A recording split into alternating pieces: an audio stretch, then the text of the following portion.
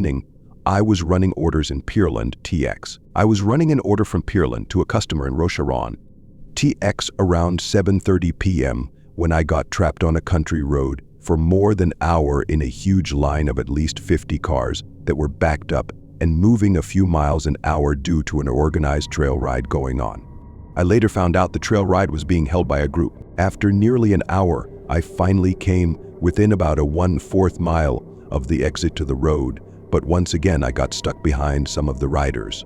I then quickly figured out that these 3 particular riders were responsible for the entire 50-plus car backup on this road that I was stuck on. They were intentionally spreading their 3 horses out covering both lanes and were messing with every car that attempted to go around them by maneuvering their horses in front of us and cracking up every time someone would attempt to get around them. After I watched the 2 trucks in front of me finally get around the 3 guys by going off-road partially into the left side ditch for a few seconds, it was my turn. But I drive a tiny Hyundai Sonata, so I couldn't do what the trucks did without taking a serious risk. I repeatedly tried to get around them without going off the road first.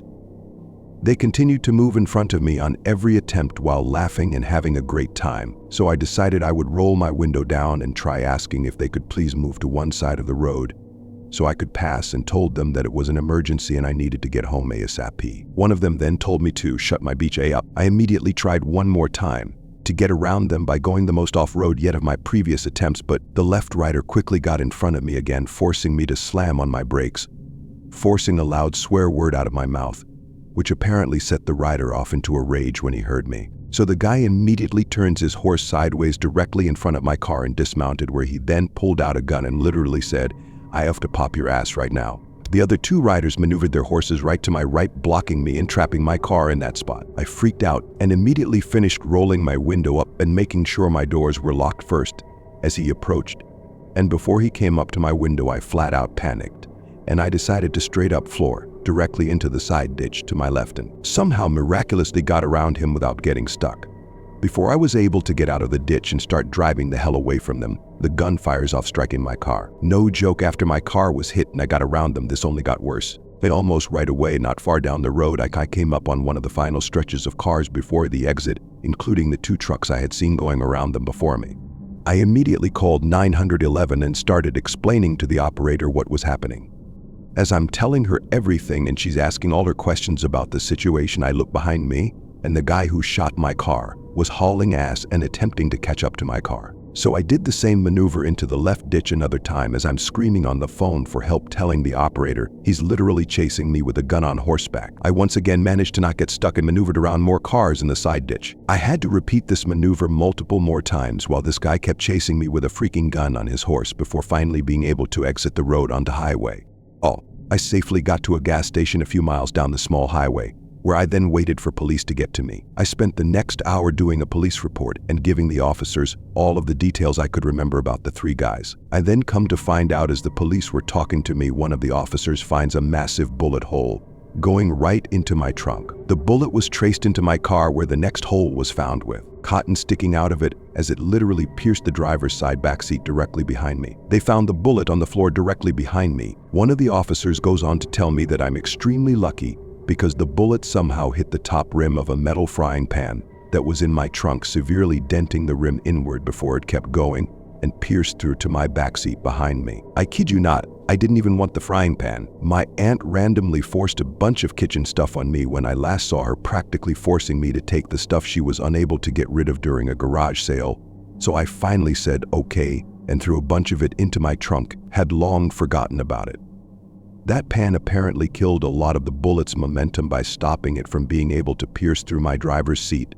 That also fortunately had a hard plastic shield on the surface of the backside of the seat. So after calming down and finishing with the police, I naturally decided to call DoorDash about the order. I had already partially explained what was happening to the customer by messaging her well over an hour before this point in time, when I first had gotten stuck behind the trail ride. So after I explained everything to DoorDash, they tell me they were canceling the order for me now. What do I do next? And I'm not kidding here. Tell them no.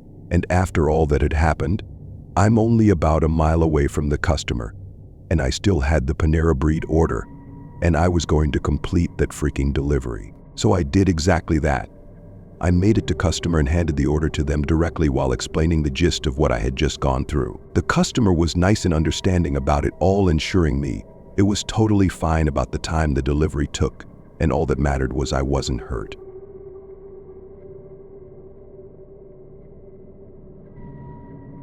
The summer after graduating high school, my friends and I took a road trip to stay in a couple haunted places. I was super interested in ghosts, but didn't have any personal experiences that couldn't easily be explained away logically. Our first stop was a haunted BB we found in our Haunted Texas book. After exploring every unlocked room in the place, we'd gone out for the evening and come back fairly late. While it seemed the other guests were asleep, we went downstairs to play around and take photos, hoping to catch a ghost with all of our new digital cameras. We were having a good time, giggling and scaring ourselves when we heard the doorknob. We all stopped and turned to the door, a little nervous about being caught by someone coming in late. Not that we were doing anything wrong, but we really didn't want to explain we were looking for ghosts. We watched and heard the doorknob jiggle and turn, but no one ever came in. We got a little spooked at that point, thinking that maybe someone was trying to get in who shouldn't. We were grateful, at that point, that the door was locked. We didn't stay downstairs much longer after that, and went up to bed. After a restless night without a single ghost, we got up in the morning to go to SeaWorld. When we left the B&B that morning, we went through the front door, and all stopped short.